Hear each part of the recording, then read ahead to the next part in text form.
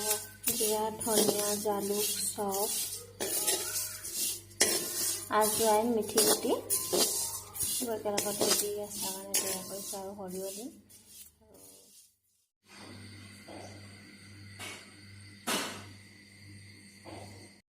এনেকৈ ৰ'দত শুকুৱাই দিব আপোনালোকে। কাপোৰ এখনত এনেকৈ ঢাকি দিব যাতে মাখি চাখি বা পোক পৰুৱা একো নহয়। ৰ'দত দি হোৱাৰ পিছত মই এনেদৰে বটলত ভৰাই দিলোঁ। এনেকৈ আৰু ৰ'দত কেইদিনমান দিয়াৰ পিছত ইয়াৰ কালাৰেই সলনি হৈ যাব। এনেকৈ আৰু পিছত কেইদিনমান পিছত খাব পাৰিব আৰু খাবলৈ ধুনীয়া হয়। ভিতৰতো এতিয়া সেইটো এনেকৈ ভৰাই থৈ দিছোঁ।